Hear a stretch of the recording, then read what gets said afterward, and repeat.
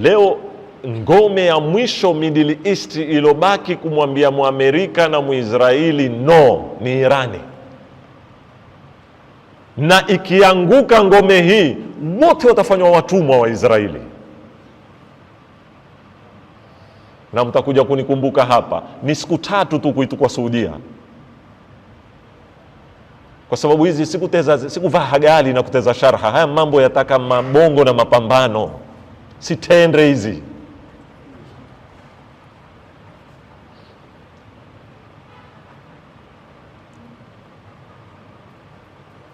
Miaka 87 mzee amepambana kwa miaka 40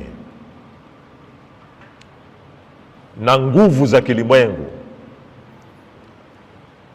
Watu waketizie hujadili leo limefika bomu la Irani ama halikufika. Yatosha kwamba Irani isimeme na superpower zote za ulimwengu, hana anayemsaidia. Yatosha kwamba ni fakhari.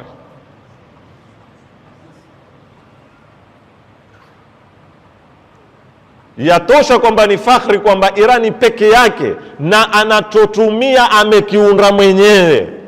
Kiwe ncha mahogo, kiwe kikisikilia huua kuku, kiwe kikisikilia huua ng'ombe, hakiui mtu, hutoboa tavu, ni chake. Nyinyi mpaka maiki ya msikitini, mpaka hagali, mpaka makoti tunaovaa hatukutengeneza sisi.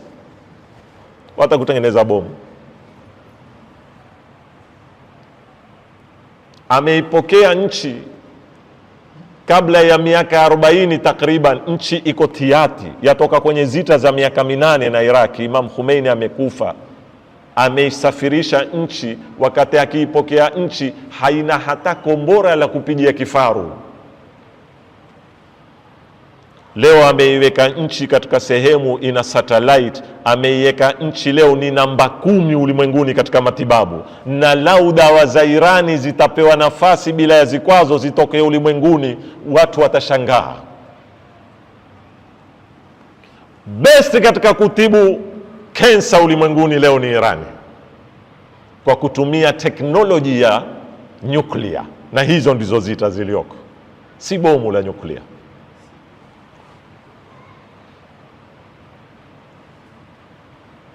Hizi ndio zita zinani.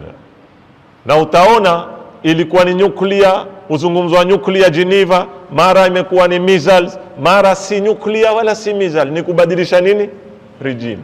Na jana ametoka waziri wa Oman, ameyaweka mambo kinaga ubaga.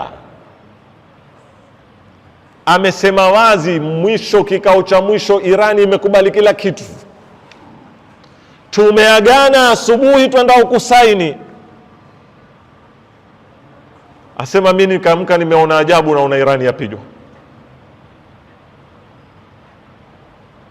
Imekubali kustopisha ile takhsibul uranium, kusimamisha kila kitu. Asema neno abadan, abadan, never, never, never limekariri mara 14 kwenye deal. Irani anena never, hatutafanya. Saini kama mwa kweli tusaini deal kwamba si hatutaki kutengeneza nyuklia wala hatutofanya. Wameagana kesho technician waja kuzungumza kuiweka sawa, wasaini yake amka asubuhi uone Irani upigwa. So issue si nyuklia, issue si mabomu, issue ni lazima nyote muwe watumwa wetu. Atabaki mzungu ni yule mzungu mkoloni, atabaki mzungu alipo ni yule mzungu kiuaji, khabithi, anayekahaba vijana watoto na wanaofanya kila nini, wakiwemo Waingereza, Wafaransa, Wajerumani. Ni watu wangaya huku kwetu, si wema wetu, si wema wetu, si wema wetu. Ni hasara kubwa kumpoteza kiongozi kama huyu ambaye ametumia umri wake mtu mzima na amekataa kuondoka kwenye nyumba yake. Si adawi ati sijui kuna majasusi wamemuua nyumbani kwake, na amekataa kuondoka pale pale. Ameuawa yeye na binti yake na mumewe binti yake na mjukuu wake. ndani ya familia wameuawa wote, mbali na wale makomando walouawa. Lakini Irani imethibitisha kwa muda mrefu haiendi kwa watu. Bunge la kwanza baada ya mapinduzi liliuawa lote.